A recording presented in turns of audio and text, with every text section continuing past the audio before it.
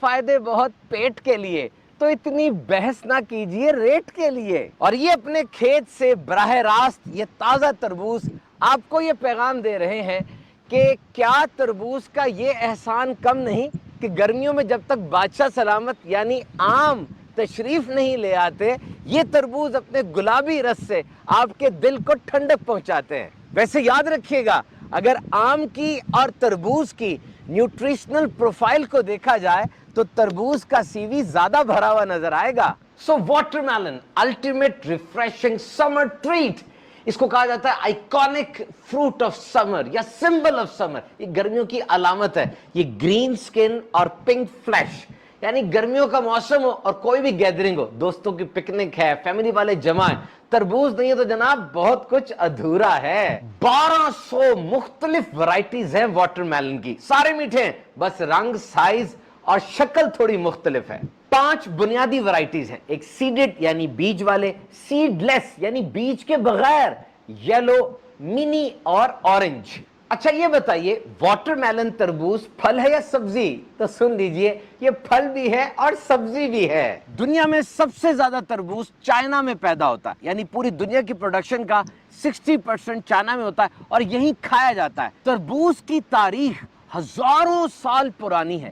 اہرام مصر میں یعنی پیرامڈز آف ایجپٹ کے اندر بھی تربوز کی تصاویر اور اس کے بیجوں کی فصلوں کی تصاویر وغیرہ ملی ہیں۔ کہا جاتا ہے کہ قدیم مصر میں، اینشنٹ ایجپٹ میں بہت زیادہ تعداد میں تربوز کاشت کیے گئے تاکہ قحط کے اندر جو پانی کی کمی ہو گئی تھی اس کو دور کیا جا سکے۔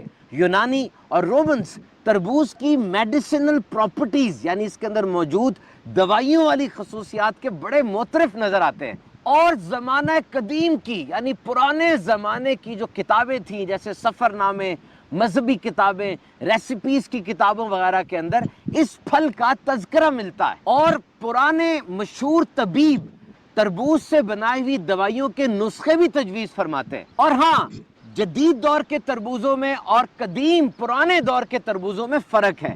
کہتے ہیں کہ وہ پرانے دور کے تربوز بڑے سخت جان تھے، صحرائے کالا ہاری کے اندر، اس ڈراؤٹ سٹرکن ڈیزرٹ کے اندر بھی وہ اگتے اور وہاں سے گزرنے والے قبائل کو غذائیت اور پانی فراہم کیا کرتے تھے۔ بہرحال آج تربوز دنیا کی اہم ترین فصلوں میں شمار کیا جاتا ہے۔ اور جب آپ واٹر میلن کا ایک سلائس کھاتے ہیں، actually you are taking an immune boosting dose of vitamin A, B6, vitamin C and hydration۔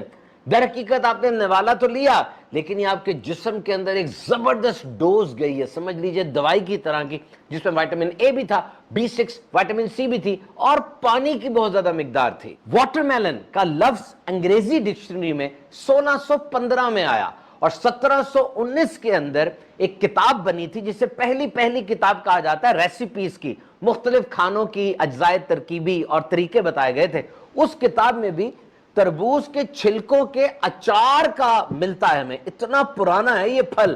تربوز 90 دن میں اگ جاتا ہے، پلانٹنگ ٹو ہارویسٹنگ، بیج بونے سے لے کر اترنے تک 90 دن میں بالکل تیار۔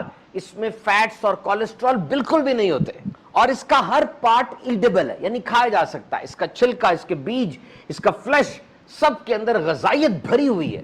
تربوز خریدنا ایک رسکی سرمایہ کاری ہو سکتا ہے، میٹھا نکلے یا نہ نکلے۔ نشانی کیا ہو سکتی ہے؟ آئیے دیکھتے ہیں۔ اس وقت اس کھیت میں یہ 2 تربوز ابھی بیل کے ساتھ جڑے ہوئے ہیں۔ First principle is look at it, اس کو دیکھیے۔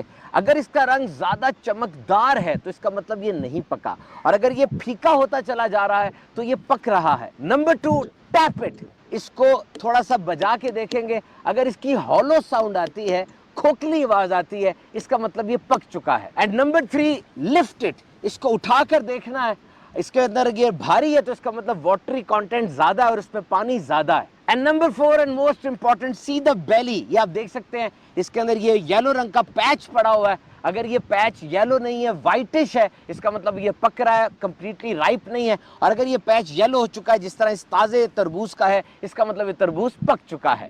تربوز کو ٹھوک بجا کر دیکھنا یہ سب سے زیادہ چائنا میں ہوتا ہے۔